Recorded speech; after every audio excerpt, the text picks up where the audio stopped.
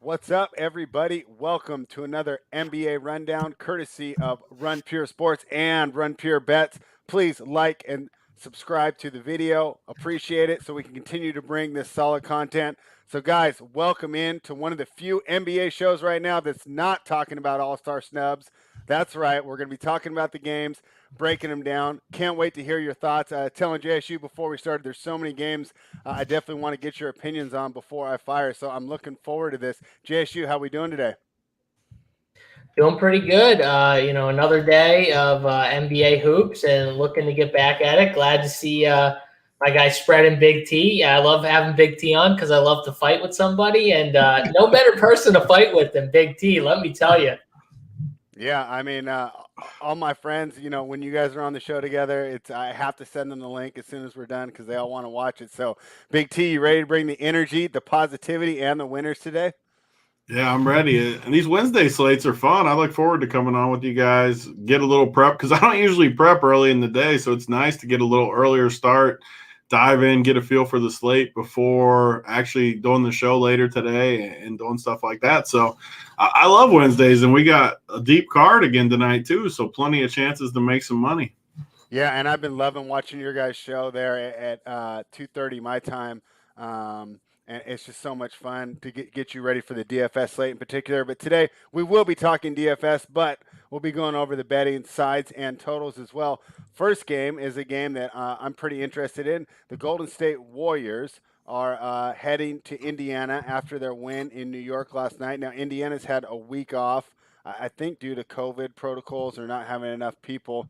Obviously, Sabonis got the little all-star snub, so maybe we'll see a little motivation there. Indiana's -2 on a total of 231. JSU, what do you think about this game? Yeah, so off the top, we've got a spread that's pretty close, but I think Indiana has a massive advantage inside. Their bigs are just so much better, and we finally starting to see. I know Big T's not going to like this, but some upside from a guy like Malcolm Brogdon, who has really struggled. Big T called him out, and it's like he just fell off the map even worse when Big T called him out about not having upside. But this dude, the last two games, has shown the upside. He's playing like the guy that I always thought he was. Anyways, I think he's a really good player, really good pick and roll guy. Plays really well with Sabonis. That two-man game is really hard to stop when they're on. He has that little floater in the paint too. And when that's on and he's hitting that mid-range game, he's tough to stop. It'll be interesting, though, against Golden State. Golden State coming off a game last night. I lean the Pacers in this game. I think that the Pacers are the side that I want to be on tonight. If I'm taking a betting side, it's definitely going to be the Pacers for me. I don't really like this spot for Golden State. They are obviously the dog. It's -2 right now. I'll take the spread here with the Pacers. I think they win this game, and I like them here. All right, Big T, what do you think? Are you going to join JSU and fade the Traveling Warriors? It looks a little bit trappy to me in a way, just because it feels like Indiana definitely looks like the right side. It feels like they should be a little higher of a favorite, though, too. I don't know. I definitely think Indiana's the right side. Golden State traveling. I think Indiana matches up pretty good with them, too. So I don't know. Either Indiana is super easy or it's actually a trap. I get worried about some of these games like this, but I like the Indiana side, even DFS wise. A really good spot. What total do we got here? We got 232. So some of these guys going to make it into your lineups tonight. Big, tasty total. Really good matchup. I'll be interested to see. It's a decent travel too, right? What were they in New York last night? Yeah, so not too far of a travel, I guess. I was thinking from home, but yeah, you're definitely going to have to consider guys, especially these Indiana guys. The funny thing about the whole Brogdon thing with me is I called him out, and I've probably played him more than freaking anybody since then because his price always just fits, and I feel like he's always got a good matchup. And tonight, again, you pull him up, and these guys just look like they're in a good spot. I was pulling up these pricing right now. 8,200. He's always around 8K. Good spot. And Sabonis's price. Whew, man, Sabonis is up there in price, but they got no bigs to guard him. So you have to consider those guys. Golden State, not as much for me. I don't really see myself playing any of those guys. Yeah, I mean Curry looked fantastic last night. I like the Pacers here as well. I was doing my errands this morning, had the local radio on, and of course I get the Bay Area station, so I got the Warriors flagship, and they are fired up about the way this team is playing right now. They really think that the team's finally in a good space, finding some chemistry, and Kelly Oubre's finally become the contributor that this team needed, and that I thought that they were getting when I was doing all these preseason previews, right? So total 232. JSU, do you think this game goes over? Because if you want guys in the lineup, right, you want this game to go over, right? Yeah, what's funny about it too is I think this game is going to be somewhat overlooked, lower owned. Like a lot of these guys are going to come in lower than you even think. I think it's due to some of the price tags on some of these guys. Like Tony said, when he looked at Sabonis' price tag and he's like, oh, he's a little much there. Like to the eye, right when you see that price tag, you're just like, whoa, that's a lot. I think it's going to cause a lot of lower ownership, and we've got some pretty good spots on this card. So for DFS, it's definitely going to be a low-owned spot. I do think it's an over spot, though. So from a total perspective, I do think this game does go over. I think we see points in this game. I like the over here. Yeah, I kind of like I call me square on this game because I like the favorite in the over. So, Tony, do you have anything else on this game before we move on? No, I mean, just one last thing on Sabonis. I mean, everyone's going to, just like JSU said, everyone sees the price. They're scared. Dude can still get 60. I mean, he definitely is one of those studs that they don't really have anyone to guard him. So I definitely think you can still go there, even though the sticker shock feels a little too high. Yeah, I mean, matchup-wise, you have to love Sabonis, and that matchup is one of the prime reasons that I'm leaning towards taking the Pacers here tonight. Now, this next game, I do not have a lean, and it was one of the ones that I circled that I could not wait to talk to you gentlemen about because I'd love to get your insight because I do think that there's a bunch of angles here. I keep going back and forth, and that's the Boston Celtics. Boy, they just fell below 500. What a tough loss, right? So they're coming off the tough loss against the Pelicans. Then Luka does that to them last night, so that's got to be another demoralizing loss. But they're playing a Hawks team that hasn't been playing very well as either, right, as of late. Just coming off a loss to the team that was on my ultra fade list, and that was the Cleveland Cavaliers, right? Closes the 8-point favorite. They lose straight up. Not a very good showing there for the Atlanta Hawks. So love to hear you guys' thoughts. Both teams played last night. They're in Atlanta tonight. Let's start with you, Big T. What do you think? Can the Celtics get this right, or does Atlanta finally turn it around? I mean, I could be wrong, but I swear this is the third time we've done this show that this exact matchup has been on the board. It is. I swear it's the same game, and it's been the same spread every time. Yeah, because they played twice in the last week, pretty much 8 days or whatever it was. They played I swear twice. It's been the same spread every time, and every time I've taken Atlanta, I think I've won one and lost one, or whatever. I know I've lost one, and I know I've won one. There might have even been Atlanta small dog versus someone else too. But I'm still going to just side with Atlanta. I know you guys are probably going to take Boston. I'm probably going to take Atlanta just like the last time. I just can't help myself here. I just feel like Atlanta's the right side. I don't like what I've seen from Boston lately. I don't like what I've seen from Atlanta either, but I like getting the two. I like the money line at home. DFS, man, I'm scared of these. I'm scared of these Boston guys. They've been decent, but I just don't feel right about them. Like they just haven't shown me enough to feel confident in them. Kemba, I think, is out officially tonight, isn't he, JSU? I see him as I don't right think now. We have that news officially yet. Not officially, but we think he's worth it. It's assumed that on a back-to-back, this spot happened literally last week or whatever it was, where Kemba sat on a back-to-back against Atlanta. This exact spot. Yeah. Now he's, now we assume he's gonna not play, but we don't know. I mean, that's just assumed. I mean, obviously, if he sits, you got to like Tatum and Brown a little more, but I still just don't feel right about Boston. I want them to – maybe they need to trade someone or something just to shift the mojo up because it just looks rough for them. So, and is Collins out tonight? Season trades. Yeah, he's questionable. He's questionable, and yeah, and Cam Reddish too. So, did you guys watch? Cam's doubtful. Concussion. Cam's doubtful. So Cam Reddish is doubtful, and John Collins is questionable with the concussion. They said concussion evaluation. I don't even know if that. So did he actually get a concussion? Like, did we not get an evaluation on the concussion? Is it inconclusive? Like, what? I mean, what? I'm looking at that right now. Concussion I think that's the first time I've ever seen that. Like the day after a guy's evaluated for concussion, we still get a concussion evaluation. We don't even know. Yeah, someone said that West Coast Gem said in the chat, Collins needs to get traded. I agree. He does need to get traded.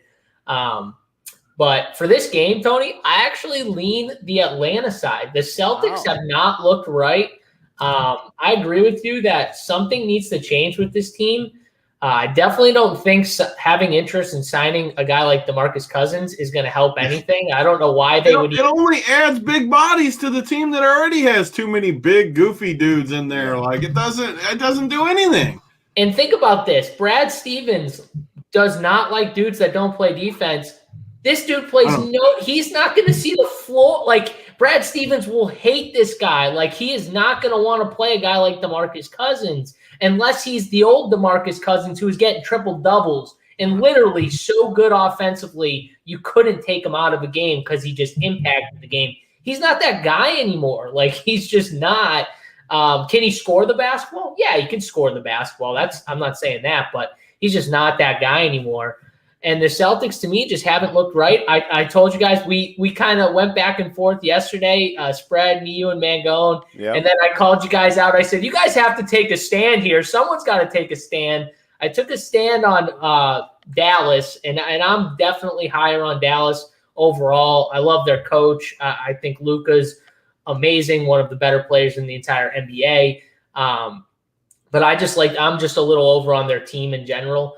But man, like Luka was amazing last night, but Celtics just one of the reasons why I took that stand on Dallas. Besides that, was the Celtics just haven't looked right to me, and I don't like the way they're playing. And I think from a DFS side, they're honestly if Kemba plays, they're definitely guys I'm probably going to stay away from. If Kemba's out, that makes the studs a little better, but not like so much better that I want to just jam them in. You know what I mean? Like where I need them. I think there are so many good spots on this slate. Like there's multiple games that I still would want studs from over this game where it's like I would be fine not playing these guys. But from a betting side, definitely like the Atlanta side. Yeah, just to follow up on your DeMarcus Cousins, the guy's shooting 43% within 3 feet this year.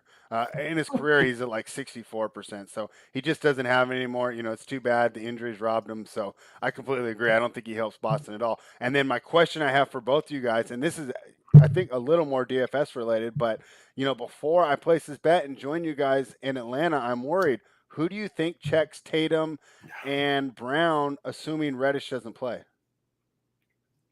That's a good question. Like, you don't think they really don't have anyone for him? Like, if Tatum is playing good, like he has played a little bit better. I'll give him credit. Like he's been a little bit better the last like week or two. They don't really have anyone to guard him. So if Tatum goes off, you're in good shape. I don't think they really have anyone to guard Trey though either. Right. Could be an overgame. You could be leading us into an overgame here because the matchups kind of point towards some points. I think the matchup. What is it? 224 on the total. Yeah, I lean over a little bit. Yeah. Dude in chat says Big T's drinking water. Dude, it's lunch. Big T was drinking wine this early. We got problems. Yeah. I don't know. That's never good. Did you see him after that whole show at night? He was done by like the middle part of that show. You don't want me drinking at 1 p.m. I promise you. Yeah, I mean, just from a Hobbs perspective, like I don't want to see Herter on Brown or Tatum. Solomon Hill, maybe. God, get Tony Snell minutes in there. Tony Snell. It actually probably is going to be Tony Snell. Tony Snell had a good game yesterday. Yeah. Somehow. Yeah.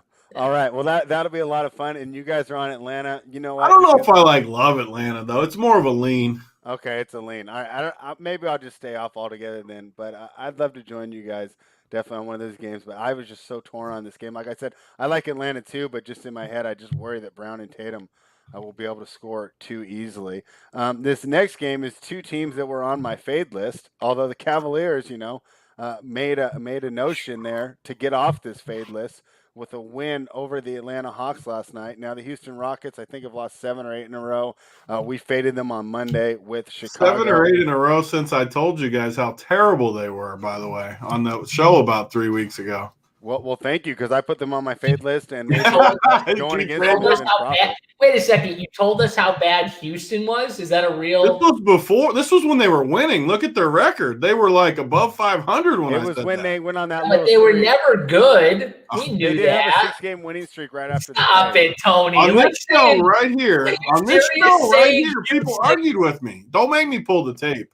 To pull the tape, it wasn't me. I can tell you that right now. Whoever was on the show because they did have a 6-game win streak and they were playing good defense with Oladipo and Gordon, and that was when Christian Wood was still in the lineup. There is zero chance I was arguing with you about is Houston a good team. There is no way. No way. There's just no way. It wasn't me. I'll plead guilty. I like them with the Wood, Oladipo. It definitely doesn't help that they lost those guys for sure. Yeah, well, I don't know about Oladipo, but Christian Wood has obviously been the difference because the team has not been able to win a game since he's out. Now, Cleveland was another team that looked terrible. We talked about them yesterday, JSU, and I listed off, all their double-digit losses. Now they're coming off a win, and they're catching +4 now at home. Who's out? That doesn't make any sense to me at all.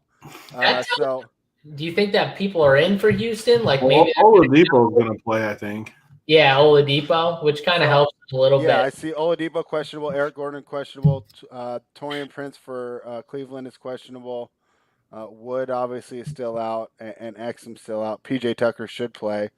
I don't know. Doesn't 4 seem like a little too much? How is Houston favored here? Talk to me, JSU. So first of all, I think that this game, honestly, I think Cleveland wins outright. I think they played pretty solid. They played pretty solid last night against the Hawks team. I know it's on a back-to-back, but they played their main guys big minutes. And this Houston team is not very good. Even if they get back Oladipo, which is definitely big for them, I would say Houston. He's a strong player. But that dude, there's no way he wants to be there right now. I just think the Cavs are better. And give me the Cavs. What you said, +4 now? +4. So they're taking money. This must be the back-to-back thing, but we talked about it yesterday, and obviously the numbers could have changed a bit, because it was yesterday's numbers. But teams on a back-to-back are actually 54% against the spread, so that doesn't scare me. So I'm actually just looking at the matchup here, and I guess with Oladipo and Gordon back, they're a little better defensively, but I still think Garland and Sexton will cook them. What do you think, Big T? Are you going to take the points here? Man, so originally when I was just looking at the numbers as we came on, I was doing my picks in my head so that I could have an idea, and Cleveland was going to be my favorite play. But the more I'm thinking about it, Oladipo, if Oladipo's in and Gordon are in, I think I lean Houston a little bit. Oh, wow. Because of but if they're out, I just think the drop off is huge. If they can play Wall, Depot, and Gordon, I still think Tate and House are pretty good. Tucker sucks, but it is what he is. I don't know. The matchups are decent, I think, against Cleveland. If I just line the pieces up, those 3 guards versus Sexton, Garland, Okoro, Chetty, I think Houston's guys are better. And, yeah, Jared Allen's going to be a problem, but Jared Allen's better against other bigs. I don't necessarily like him as much against littles. And I don't know. I kind of lean Houston if I didn't think Oladipo was going to play till right now. So if Oladipo we still don't know. So I'll be watching. So obviously, I don't think we should place a bet on this game until we find out. And I'll be watching you guys this afternoon, and we'll wait till we get the final word. But hopefully, so you're saying if those guys are in. Sits. If he sits, then I love Cleveland because. Well, I wonder if Oladipo plays, does Gordon sit? Pretty much give Gordon a rest day because he's played. What was it? The last 2 games. Rest for what though? Because he's just older. He's a veteran. We've seen it happen. It's not like they need him for the playoffs, right?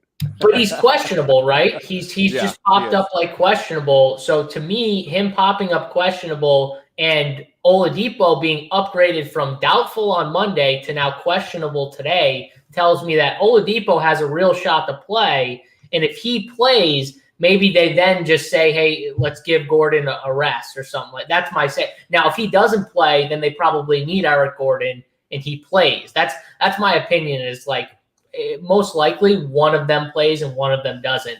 But if both of them play, it definitely makes them better. I just don't know how they're going to defend Jared Allen. You said you like him against other bigs, but man, they got dominated by Wendell Carter and Thaddeus Young in the paint last game. Like, they're going to get dominated again by Jared Allen in the paint. Like, dude's just going to get everything in there. No. Justin Patton is the answer, Tony. You play Justin Patton against Jared Allen. He's played Jared Allen last night, and he owned your boy Capella, is all I know.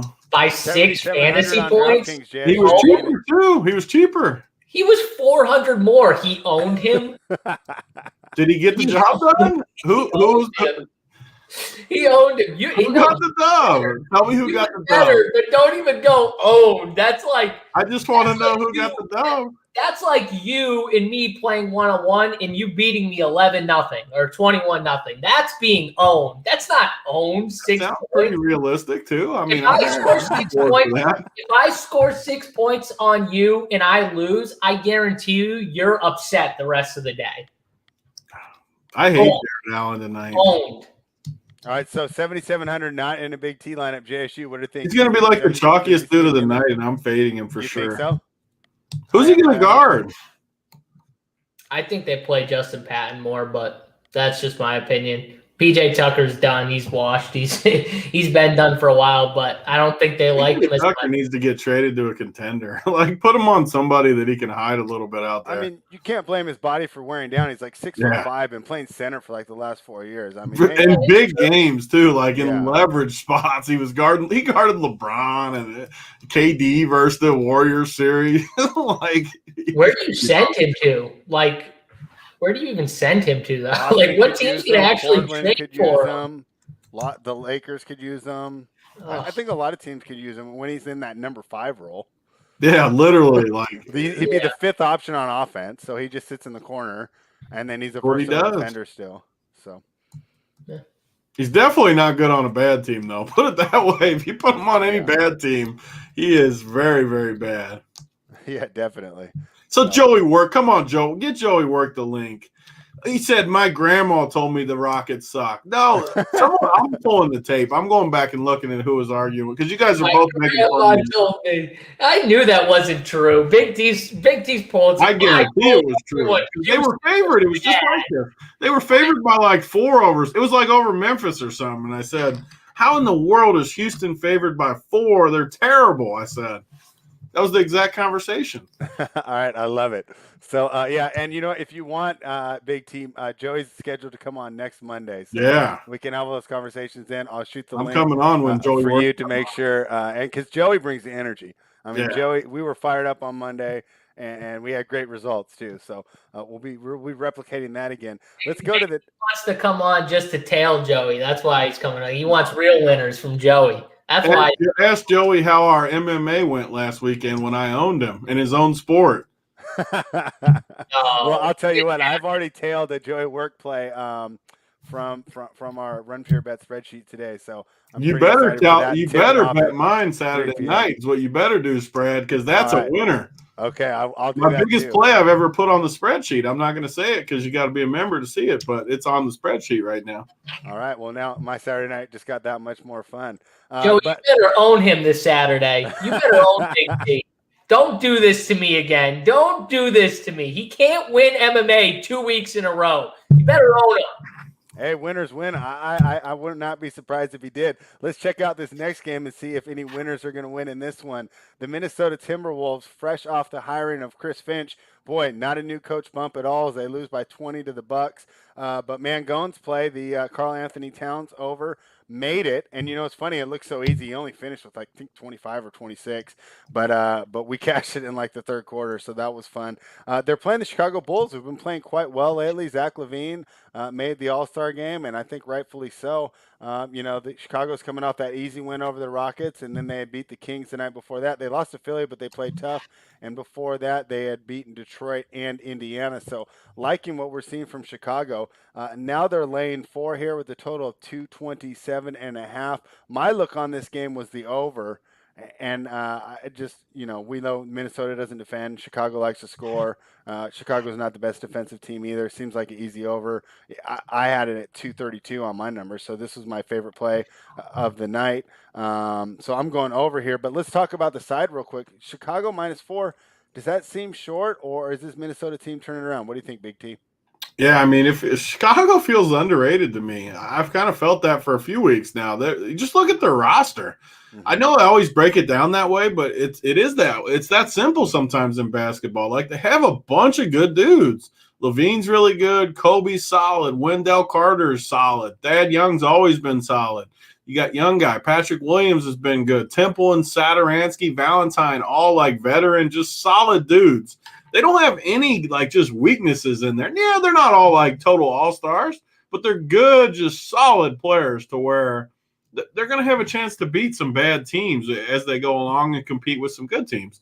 So I agree with that completely. And I mean, 4, it is tough. I like the Bulls more as kind of an underdog spots, but Minnesota sucks. And now they got the new coach. I like the Bulls. I like that call tonight. They're proving that they might make a little push. The funny thing is, we follow basketball this close, play every day, gamble I literally don't know the standings, but are they close to the playoffs? Like, yeah, they're close to the 8th seed. They're 14-16 right now, and a great 17-12 against the spread, which is the record that we really love to see. So they seem like a playoff team to me, like a bottom half of the playoffs. I made sure to ask just so I didn't sound totally stupid if they weren't in that ballpark. Oh yeah, they're right around 8 right now. It feels like they're like going to be in the 6, play 7, for 8 sure. seed. Barring an injury, right? And you got to give credit to Billy Donovan. So, what do you think, JSU? Are you going to join us on these Bulls -4? And do you want to make a comment on my overplay? No, yeah. I mean, I do think that the Bulls are the better team. I do think that this game is going to be kind of back and forth and close. I think Minnesota can keep this game somewhat close. But I do think in the end, the Bulls win. So if I just had to pick like an outright winner, I do think the Bulls end up winning. I do think Minnesota can keep it somewhat close. One thing that stuck out to me, and we talked about it a little on the show, is with this new coaching staff, what was the plan with Karl Anthony Towns? And we kind of saw it, right? Karl Anthony Towns in a blowout saw 36 minutes, which is the most regular season, 1 through 4 quarters without an overtime minutes he's gotten since he's been back from the whole COVID issue and everything like that. And that's huge. So this coach is going to play him, it seems like, whether the game is close or not. Who knows? If that game was close, dude might have saw an extra couple of minutes. Like, he might have played 38, like 39. Who knows? So that, to me, is telling. And for that, I like Karl Anthony Towns overs again. I like Karl Anthony Towns in DFS. I'm going to like a lot of these Bulls in DFS. I think a lot of these Bulls are really interesting. Zach LaVine going against his old team. There's definitely going to be a little back and forth there. Kobe White's been playing really well. I think that the over is sharp here too. So I like the over. I think Bulls win, in a closer game maybe, but the Bulls end up winning. All right. Anything more on this game, like from a DFS perspective, or you want me to hit the next one? I agree with JSU. Like, I think Towns is probably my favorite play on the board. I mean, I haven't gone through the whole slate. There is some value. Kimba just got officially ruled out as we're on the show. But, man, Towns, I played him last night in a low-owned spot. I don't think he'll be crazy low-owned tonight, but he can't be, like, super high-owned either. So, I mean, he could get you 70 tonight against this Bulls defense. They don't have anyone that is going to be able to guard him. And Beasley, too. Beasley looked like he got a nice boost with the new coach playing off Towns. He played, only 34 minutes, but 38. He got like 27 in it, right? 26 or 27? Yeah, I mean, great showing. He's just solid. I mean, I like Beasley a ton, too, on that side. And then obviously the Bulls guy. So, like, at RPS, I'm doing the playbook today, and literally Towns and Beasley were the only 2 Minnesota guys I had written up, just because they played pretty much the most minutes of all the guys, all, like, the main starter guys, and that was in a blowout. Like, they got smacked by Milwaukee, and they played monster minutes. If that game stayed close, like I said, it would have even been probably more. So I agree with a lot of good plays. I think Towns is by far the best center play, like no doubt, by far the best center play on the slate. Probably the best stud on the slate as well. So one flyer too to add is I've always had my eye on this Jalen Noel. He played 22 minutes yesterday under the new coach and looked good to me. 22 fantasy points, 22 minutes, and he's min price $3K. So. Okay. I mean, he could be a nice little tournament play to kind of go with a little game stack here where you got the studs like Levine, Cat, and guys like that. You need some cheap guys to go with it. I think Noel, if he gets in the 20s minutes-wise again at $3K against the Bulls, he could really get there for you. I think a guy that might be slated for some success just because I'm looking at who he's matched up against. If there's ever a night for him to go off, it's tonight. Anthony Edwards, do you think that he'll be successful at all tonight? Or, I mean, I know he didn't look very good last night. Do you guys think he bounces back tonight? I'm just not much of an Edwards guy, but that's me. Yeah, I'm the same way. I think Malik Beasley's a little better play. Okay. But yeah, I mean, there are a lot of good plays. I think Chicago probably has a few better plays than Minnesota. Like just overall, I think there are more guys that'll be in play for Chicago, but I do think that this game has a lot of good plays, a lot of plays that for DFS we should definitely look at. Well, I love to hear that because I've already placed my bet on the over, and that's one of my favorite plays of the day. So I love to hear that you guys are in agreement there. Definitely want to hear what you think. Now, this next team was on my fade list. It's the Detroit Pistons. They're heading to New Orleans to take on the Pelicans. But the Detroit's been covering these big spreads, and I've seen a 9.5 right now, total of 222. Originally, I had circled this game. I was going to continue to fade the Pistons, even though they were able to get a win over the Magic last night, much to my chagrin. But I just don't expect them to do it 2 nights in a row. 9.5, though, this is right in that range where they cover, though, because they've been doing a good job of not getting blown out. Big T, did you have a look on this game? I mean, 9.5 points. I know these aren't your favorite spreads. Yeah, I mean, we've done enough of these now. You kind of know how I always feel, especially with two teams like this. I mean, New Orleans and Detroit. I always lean the dog in this spot, but, man, I don't feel good coming off a back-to-back. I was pretty high on the Pistons yesterday. Saban Lee looks good to me. Like, looks real good to me, actually. But the price is up a little bit. The 10-point spread feels accurate to me. I feel like it's somewhere around that 14-15 late in the fourth. Maybe they backdoor you, maybe they don't. I never like these numbers. And DFS-wise, too, it just doesn't look like a very good spot for anybody up and down the board. I mean, if anybody I was playing, it would be like a Josh Jackson type. But it's a big slate, and I just don't think you need it here. Yeah, JSU. So the word is that Dennis Smith Jr. watched this show yesterday, put it up in his locker for some bulletin board material. Did you guys call him out? Yeah, and he played pretty well last night. Big T put him in his core yesterday. Oh, wow. Okay. What do you think of this game, JSU? Do you think the Pistons are able to keep this game close?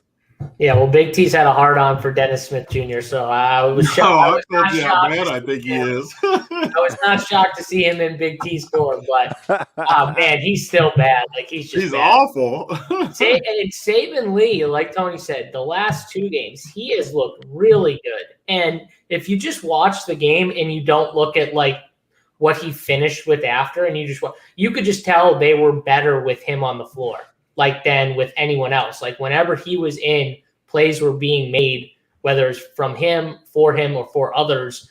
And they just looked a lot better offensively. And he was, like rebounding too. And like just everything. He was doing a little bit of everything. I definitely think he's someone who should be getting more minutes than Dennis Smith Jr. Dennis Smith Jr. just, when he is missing shots, he just gets like out of the game. It looks like he just like checks out when he's not like scoring and doing stuff right away. Where Saban Lee comes in, he brings like the spark off the bench. But this game to me, like I have very little interest in this Detroit game overall. So okay. I don't like it. We can go ahead and move on. So better. Yeah, Dennis Smith Jr. not too happy about me calling him great value Westbrook, but we'll see if he can continue to prove me wrong. Now, this next game, though, I think you guys are going to have interest in, and this is another one that I circled that I couldn't wait to talk to you guys about, and this is the Toronto Raptors heading to Miami to take on the Heat. The Heat are laying 2 points right now. So pretty much pick the winner. I doubt it lands on 1 or 2. And the total's very low for 2021, 213.5. JSU, what do you think? Raptors or Heat here? Yeah, we still got a little bit of news from the Heat side with Tyler Hero questionable and Goran Dragic questionable.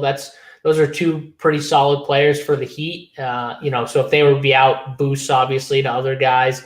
But I do think that hurts them a little bit if they're both out again. Just because I expect them to be out again. If they are, they need a guy like Duncan Robinson or Kendrick Nunn to be hitting shots. They were struggling. If you watch that OKC game, I mean, they were really struggling at certain points to score. And it was when specifically Duncan Robinson and Kendrick Nunn weren't hitting their jump shots. And Duncan Robinson went off in the fourth quarter. And that's where they got that big lead and then kind of finished it out. But man, good thing he did, because I mean, they could have lost that game easily if Duncan Robinson didn't go nuts in the fourth quarter. He went crazy in the fourth quarter. I really like Toronto here. This is where Kyle Lowry's going to be back. It looks like he's probable. And I assume if he's back, he's a full go, because them, they like to run their guys big minutes. I would assume they wouldn't push him if he's not ready to play those minutes. So, I mean, give me Toronto. I just think overall, those guys, especially in the regular season, with the injuries that the Heat have, possibly those guys being out, they're just a better team right now.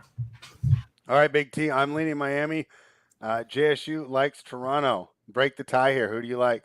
JSU talks to me too much, too, because I think Toronto's my favorite team in the NBA. As far as just everything considered. I'm not saying they're going to win a title. I'm not saying that. But just as far as fantasy and gambling and just everything in one, I always feel good about Toronto. They're just a good mojo. Again yesterday, I can't remember if it was I think it was FanDuel or DK, but had the core three of Toronto in the winning GPP, the massive one. You had Pascal, Van Vliet, and Powell. In the winner again, all three of them. People keep saying in the chat and everywhere, you can't win with three dudes. Yeah, it keeps happening because they play 40 minutes and they play good and they have upside. Powell had a terrible game 2 games ago, came right back with a big game yesterday. Van Vliet and Pascal, I think, both got 50. How can you ask for anything more than a low-owned team that plays 40 minutes? We keep getting it, and people just haven't adjusted to it. Even today, they're going to be low-owned again because the Miami matchup is tough, and the prices are somewhat up there. Lowry's coming back. These guys still just play minutes. I like Toronto too, and I feel it's a luxury to get points with this team because they're just better than Miami. And, I like Toronto. I don't like much from the Miami side. Notice spread how Big T says JSU talks to me too much, as if I knew that Big T was already going to be on Toronto, so I picked Toronto. I've been sucking Toronto all year. I just want people to notice this is how Big T works. He says these little things, and for the record, spread, you know this because we were on the show yesterday. That's right. Who did I like, Philadelphia or Toronto? And you like Toronto, yeah. No, I like the zigzag. Oh, no, wait, what's up? I like Philadelphia last night. Remember? Oh, my bad. You were like, oh, he wants to zigzag here. I like Philadelphia against Toronto last night. I said it was a mismatch. But I'm just saying, just saying. All right, well, I need to talk to you a little more than JSU so that way I can start reading your mind like Big T does. But all right, well, that's fantastic. Anything else that you guys got for this game as far as DFS? Now, I heard you guys loving the Toronto side. Anyone from Miami going to make it in the lineup? I mean, if those guards are out, it's tough not to look at a guy like Kendrick Nunn. And normally I would hate this spot for a guard because Toronto, just with Kyle Lowry and Van Vliet, these are good defenders. And I don't like picking on, guards going up against these guys because they're just really, really good. But if those guys are out, Kendrick Nunn is going to play 40 minutes. The dude is going to play those minutes. And he's a scorer. He can score 25 real points like any night. Like he is that good. He can do it. So if those guys are out, then I would have a little interest in him. But I have more interest in the Toronto side overall from a DFS side, just because those guys are always going to see big minutes. You're not going to see like what happened last game with Jimmy Butler was the fourth quarter. Their team was playing so well. They didn't bring Jimmy Butler back. Like they didn't. Duncan Robinson was scoring. Kendrick Nunn started hitting shots in the fourth quarter because in the third quarter he was 3 for 11. He was struggling a little bit, and then he started scoring a little bit in the fourth. But my point is, like, you're not going to get that with Toronto. They're going to play their three main guys, like Tony said, 35, 36 plus minutes just about every night. All right, Big T. Any Miami players going to make it into your lineup? No. Okay, well, that's quick then, and we can move on to the very next game. And this is, it was one that we talked about before we went on, JSU, because the injury news is going to make this game wild. I mean, you look at the projections here, there's not many people we're looking at. And the game I'm referring to is the San Antonio Spurs heading to Oklahoma City to take on the Thunder. Right now, I see the Spurs as what's the line here? Sorry about that. It's got to be 2. Yeah, it's 2. Has it moved? No, the line is 3, right? No, it's 1. Spurs are +1. Oklahoma City's -1. Open at -2. So the Thunder have actually taken a little money, and that has to be with all these people out. But we were talking. We didn't think the lineup was necessarily that bad without the men. So JSU, what do you think, and who do you expect is going to get a majority of this run here with the Spurs missing Rudy Gay, DeMar DeRozan, Devin Vassell, Quandary Witherspoon, who I'm not that familiar with, Keldon Johnson, and Derek White? Yeah, obviously a lot of really good players for the Spurs that they're going to be missing. Key players, too. Players that play big minutes, whether it's off the bench or starters. So it's going to be a really interesting game. OKC, we've talked about as a team where, man, they're not supposed to be like they're supposed to be a team that gets blown out consistently, and they're just not doing it. Like they're fighting. They fight in every game. Even in that Miami game, in the fourth quarter, got they started to lose it. They couldn't make a shot, whatever. But man, they were leading by 10 at one point in the third quarter. I'm pretty sure before that. So, this team tries. They try really hard. I think this is a competitive game. I think the Spurs actually can win this game, though. I'll take my chances with Greg Popovich, even without a bunch of these studs. They still have DeJounte. LMA is going to be back for this game. That Patty Mills, they still have scores. Lonnie Walker can score the basketball. These guys can score at times. They just don't have that much of the opportunity because they're always playing with DeMar DeRozan, who's he always handles the ball and gets the ball in the post. And Keldon Johnson. These guys are out. Rudy Gay likes to score. So it's going to give these other guys opportunity to score. I think they're good enough. I like Lonnie Walker. I like Patty Mills, DeJounte. We all know that. So I'll take Greg Popovich and these guys over the OKC guys, even though I do think it's going to be a close game. All right, Big T, JSU, and I like the Spurs, even shorthanded. What do you think? You're going to take a chance with the Thunder? But I don't know. Is this the first time the Thunder have been a favorite all year? I was gonna say I'm with you. I've been with you on the OKC side all year. I'm taking the Spurs tonight, though. I like the OKC when they're getting 7, 8, 10, 6, where they can just battle and keep it close and cover for you. I don't like it when they have to win the game outright. That doesn't. I don't like that, and I don't think the Spurs. It's gonna sound crazy, but I don't think they're that much different either.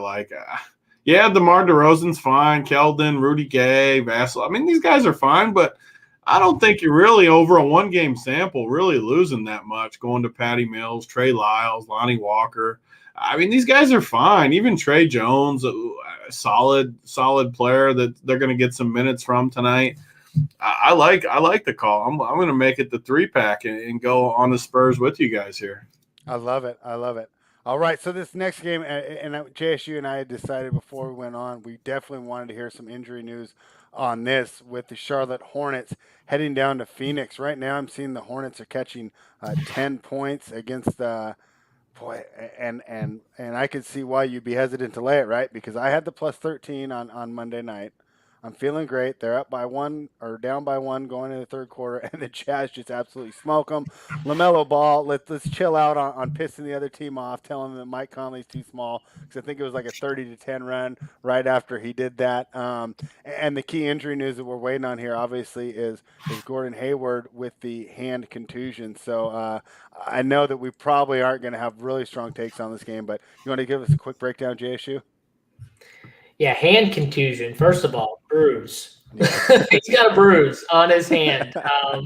So for the people, or wrist, or whatever it was. I remember after the game he was talking about his wrist, whatever it was. So maybe he sits, maybe he doesn't. I mean, when I hear hand contusion and I think bruise, I think he's, most people are gonna, give it a shot, but who knows? Maybe it's, that annoying. I don't know if it's a shooting hand either, which could be another thing that maybe that's an issue too. Obviously, if it's your wrist and that could hurt shooting. So who knows if he plays or not. Either way, I just think the Suns are a much better team. The problem is the spread. What is it, 10 right now? What's 10 points. 10 points right now? Like, I don't want to go 10 with the Suns, even though I do think the Suns are a better team overall. If you ask me just who wins the game, I do think the Suns end up winning, but I don't really like this game. This is a game that I'm probably going to stay away from. From a DFS side, I feel the same way, honestly. Like, if Gordon Hayward were to sit, it does make like Terry Rozier a little better play in LaMelo. But we talked about the Boston side. Like, it doesn't feel as good even if he sits. And I mean, I would prefer the Boston guys over those guys, even if Gordon Hayward were to sit. So to me, I'm still not going to have much interest in this game overall, regardless of how news shakes out, unless like Gordon Hayward and some other starter were to be out, and there's just so much value. All right, Big T, what do you think? Let's say I'm watching your show this afternoon. You guys give me the go ahead that Hayward's in. What do you think about me grabbing the plus 10?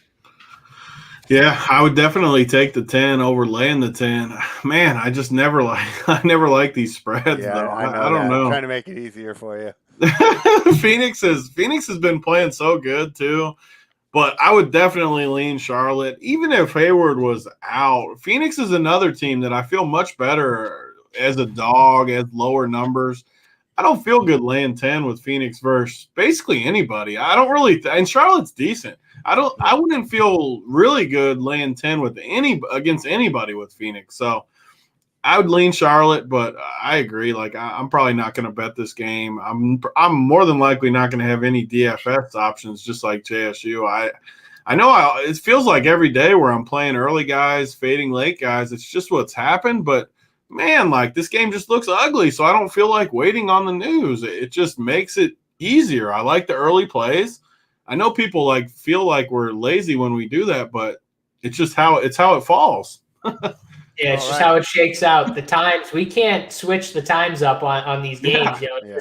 It's always how they fall. And one other thing too, like, I don't think people might not know that, like, for me, the Suns were a team coming into the year that I just thought were a really good team with the upgrade of Chris Paul. I thought the addition of Chris Paul was a huge addition for them. And it's shown, to start. I thought they were one of those teams that would fight in the West for, like the 5th, 6th seed. I thought they were that good. And I think they are playing that good. The problem is they kind of play a little slower pace and the games are, not as exciting for DFS. So that we've been kind of staying away from there. And again, that's kind of why I just want to stay away from this game. I get if you want to lean the Charlotte side with the points, I get that. But to me, as a bettor, you can just look at this game and say, why even bet this? There's so many good games on this card. Like, why even bet this game? All right. Hey, so I have a question for you guys. I watch a bunch of betting shows. You guys are the only DFS show that I watch. But I'm assuming that a common narrative today is going to be Devin Booker got snubbed from the All-Star game, throw him in the lineup. Just what do you guys think about that narrative and that type of thinking overall?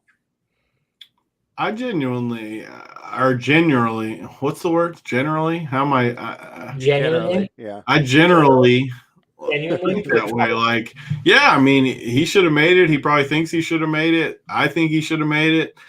Yeah, I buy into that stuff because especially with Chris Paul, he's a true point guard. He might want to get him going too, just knowing how that thing works. So I don't know if I'm going to play him just because of how good the slate is. But I definitely like props or something. I could see betting his points over tonight because of that.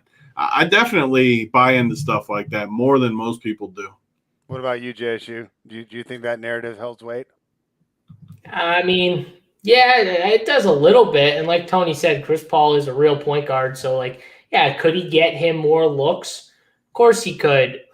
It's just a spot where I'm probably not gonna play anyone in this spot. So I get narratives and everything like that, but I still like if he was cheap and there was a narrative, I'd be like, okay, I can somewhat get behind it. But he's still like somewhat expensive. He's not like super expensive, but he's not cheap either. So if this is a game I don't want to target, even with the narrative, I'm just going to stay away from it. I get it. I like the narrative of Zach LaVine going up against his old team, much better, going up against his old friend Cat and making the All-Star game. I mean, that dude's going to want to put it on him. Like that's a narrative I can get behind, that narrative. Well, I love that because I'm already in on that play as well. Let's go to the final game of the night. Now, when we look into the schedule, say 2 weeks ago, right? This was circled, must-see TV. Now, I don't know. I wanted to bet Utah. I thought I was priced out when it opened at 6.5, 7. The public has moved this game to 9. I think I see 9 right now. +9 for the Los Angeles Lakers in Utah, taking on the number 1 first in the West Jazz. I mean, gosh, I really wanted to fade Los Angeles here. I'm wearing my King shirt, so obviously I'm not a big Lakers guy. I've been enjoying fading the Lakers these last couple of days. That Wizards win was so much fun for us on Monday night. But boy, 9 points, it just seems like it's got out of hand. Tony, what do you think about this one? I definitely like Utah. You think they smash and cover the 9? I just think they want to make a statement that even though I don't think they're the number 1 team, I think they want to make that statement that they're the number 1 team in Utah. And honestly, I'm not sure the Lakers even care. Like LeBron might know it's a tough spot. Mm-hmm. I wouldn't even be totally shocked if he sat or something, just sit down and take the night off type thing. Not saying it's going to happen, but I wouldn't be shocked if something like that happened. Mm-hmm. I just think Utah wants to make a statement, and you just look at the Lakers roster. I think they're going to be in for tough sledding tonight if Utah comes to play. So I'm on the Utah side, and I don't usually like laying that kind of number, but I think they could win by 30 tonight, and I think they pound the Lakers. I tell you what, Big T, that resonates with me because I think this is the first time you've laid like a number over 5. Yeah, I think you've been on the show at least 7 or 8 times already. You've never laid a number over 5. Not very often. To do this in a high-profile game, I mean, I wasn't going to bet it. I almost want to click on and jump in. So let me talk to JSU here. Is he right? Is laying the 9 the sharp move here, JSU?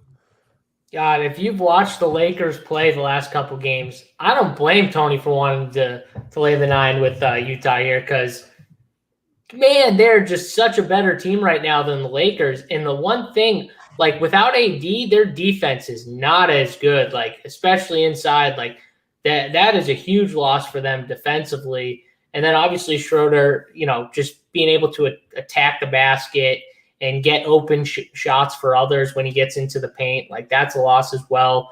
I don't blame them. I like Utah too, and I think Utah wins this game. I think Utah beats the Lakers up. The Lakers, man, they have not looked good. Like they're going to struggle here in this matchup. I think Utah just puts it on them. Yeah, it'd be interesting. When he originally went out, I thought LeBron was going to really kick his MVP, candidacy into overdrive, but it doesn't seem to have been that way. I mean, he's getting a ton of minutes, and he's putting up numbers. So if you just look at the box score, you're like, oh, he's going for it. But you watch him out there, and he's definitely coasting and taking plays off. And the thing I hate about that, if you were going to back the Lakers, is the whole team feeds off him. So when he relaxes on defense, the whole team relaxes on defense. And I think that could be really tough for this team to overcome. Boy, I'm like Big T, though. I'm never in the habit of laying these big numbers. So hearing him say that, I'd almost. I think we win tonight. I think we win this game tonight. All right. I love to hear it because, it's like that's why we do the show, right? Because I would just assume that you wouldn't play it. And now we talk and I find out that this is the big spot to take the big favorite. So I love to hear it. And now we're on to Gregory Russo's favorite section of the show. And that's when we go ahead and give our best bet. Big T, we haven't seen you for a week, so we'll start with you. Best bet, side, total, or prop? What do you think? First of all, I love this Gregory Russo dude because he's talking shit to JSU, and that's what I like. You tell him when he picks losers, Greg. You let him know.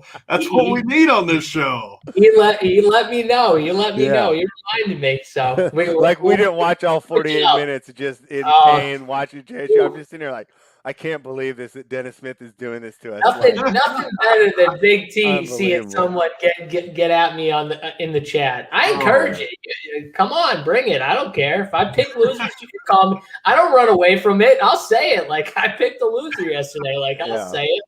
Like that's how it goes sometimes. So, a few contenders for me. We just talked about Utah. I really like the Spurs. I really like.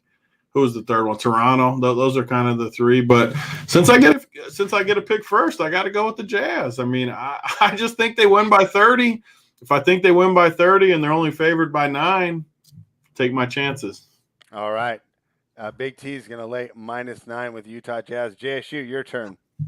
Yeah, I think the Bulls win outright. I just think that I'm going to take them money line to win. Outright, they're favored. You're laying the juice. I'm laying the juice. Sorry. Excuse me. So I would lay the floor, but I'm just saying I think they win. So that's going to be my overall bet is I'm just going to take the money line. But I will lay the points too. So I'll bet both of them. But I'm giving my best bet is the Bulls to win. Is that okay, Tony? Can I do that? Is that allowed? Absolutely. Okay. All right, and since we agree on the Spurs, I'm going to throw the Spurs in the Discord too.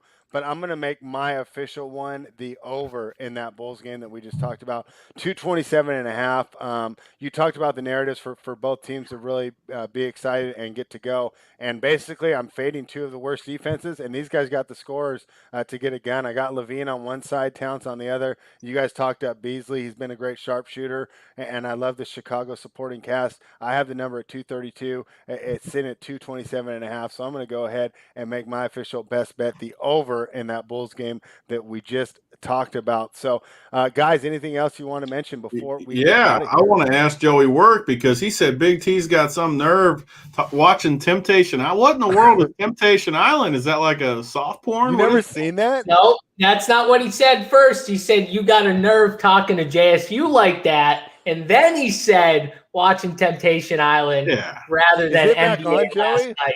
That's what he said. What that is? What does that even mean? It was like an old dating show back in the day where you went with your significant other, but you went to separate islands. So you're Big T definitely watched that show. This dude watches reality. It's like 20 years old. Don't lie to the people. I might have gone on that show with Joey's mom the last I checked. Oh no.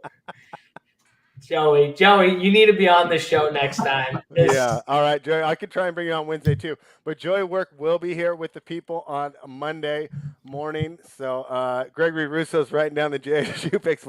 It's just fun to have all these fans. Hopefully I'll get there one day too. Remember, guys, please like and subscribe to the video. Head on over to runpurebets.com. That's where you're going to get all the betting information. Runpuresports.com is going to give you all of the DFS information. But you know what the best thing to do is to bundle them both. $100 a month. You're going to get access. Are you doing the countdown show tonight, JSU? I'll be on the countdown show. Yep. So that's where you'll see Big T for free, right? Everyone can watch Big T, right? But you want to go right up to lock.